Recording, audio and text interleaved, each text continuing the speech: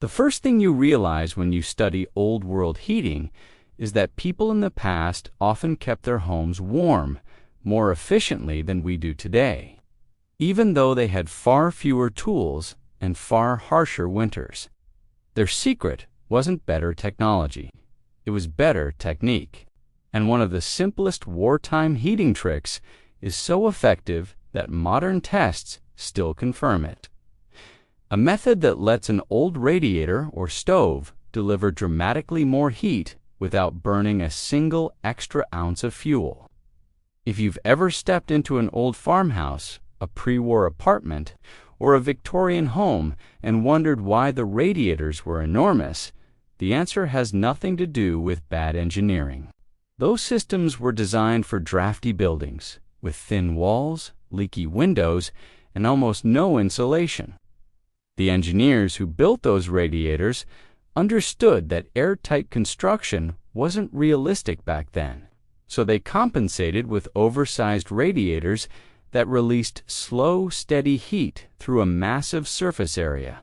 But that design quirk created an opportunity, one that wartime families quickly discovered and turned into a powerful heating advantage. Behind every radiator is a wall, and that wall acts like a sponge for heat. Old plaster, brick, and stone absorb thermal energy incredibly well. In many cases, more than a third of the radiator's output can leak directly into the wall instead of warming the room. When fuel was rationed in the 1930s and 40s, when coal was scarce and wood was limited, that kind of heat loss wasn't just inefficient, it was dangerous. Families couldn't afford to waste warmth, so they developed a simple, clever solution. They began placing reflective barriers behind their radiators to bounce heat back into the room. People used whatever materials they could find. Some households tacked up kitchen foil, others flattened pieces of stovepipe or scavenged sheets of roofing tin. Some polished old serving trays and slid them behind the iron fins of their radiators. The principle was beautifully simple. Radiators release a large portion of their energy as infrared radiation, and reflective surfaces bounce that radiation back toward the living space. This wasn't a folk remedy or someone's guess. It was formally studied during wartime.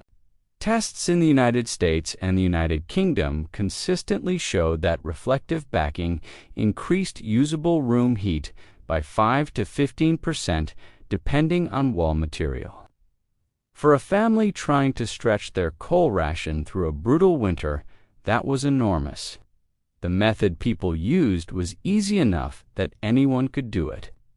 They cut metal sheets or foil to match the radiator's size, mounted the material to cardboard or thin wood for stiffness, and placed the panel behind the radiator with a small air gap created by two simple spacers. That air gap was crucial. Without it, the metal would heat up and lose efficiency. With the gap in place, nearly all of the radiant heat that would have been wasted was instead reflected back into the room. And once families saw how much warmer their homes became, they took the idea even further. There was a second form of heat loss, convection. Radiators naturally warmed the air around them, causing it to rise. But in most homes, that warm air hugs the wall and travels straight up toward the ceiling, leaving the center of the room cold. Wartime households solved this by building small overhangs. Above their radiators, simple shelves made of scrap wood or bent metal. When warm air rose, the shelf pushed it forward into the room instead of letting it slide upward along the wall.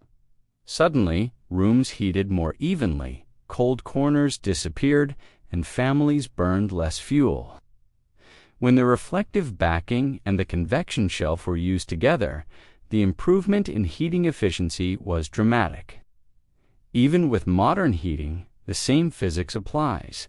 Walls still steal heat, air still rises upward instead of outward. Radiators still send much of their warmth in the wrong direction. That's why modern energy auditors and restoration specialists continue recommending the same trick used during wartime. The reflective panel reduces heat loss into the wall, while the shelf redirects warm air throughout the room. Even today, this can lower energy bills, reduce cold zones, and help a radiator perform far above what you'd expect from such a simple piece of metal. If you want to set up this system properly, the process is almost identical to the 1940s version. Choose a reflective material, ideally something durable like radiator foil, aluminum sheet, HVAC, reflective barrier, or metal flashing. Cut it to the height and width of your radiator. Mount it behind the radiator, using 2 spacers to create an air gap of about an inch. Then add a small shelf, 6 to 10 inches deep, just above the radiator, leaving a slight opening for airflow. Once you do this, your radiator will push more heat into the room, warm the space faster, and lose far less energy through the back wall. The power of this technique goes beyond radiators. Any radiant heat source benefits from the same principle. Wood stoves, potbelly stoves, kerosene heaters, diesel heaters, cabin stoves, all of them can reclaim lost heat using reflective backing and directional airflow. In emergencies, even a piece of foil taped to a board can make the difference between a barely warm room and a livable one. Soldiers in field bunkers used their messed-in lids as makeshift reflectors. Homesteaders used pieces of roof metal. Cabin dwellers used baking sheets. The materials changed, but the physics remained constant. It's easy to assume that with modern heating technology, old-school tricks like this are no longer necessary. But in reality, the opposite is true. Most heating inefficiency today still comes from heat moving into surfaces that don't need to be warm. The wartime radiator hack works because it forces heat to go where it actually serves a purpose, into the room, toward the living space, toward the people inside. It cuts waste, increases comfort, and costs almost nothing to implement. Historians who study wartime domestic life frequently encounter this method. Off-grid builders rediscover it when optimizing limited fuel supplies. Restoration specialists recommend it when reviving old radiator systems. Survivalists appreciate it for the same reason families in the 40s did. It works under any condition and requires almost nothing. Sometimes the most powerful technology isn't a machine.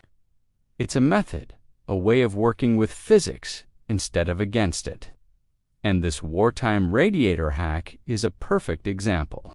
If you want more forgotten techniques, overlooked historical solutions, and survival methods that still outperform modern gear, stick with forgotten survival. There are dozens more waiting to be rediscovered, and each one proves the same thing. Old knowledge still matters.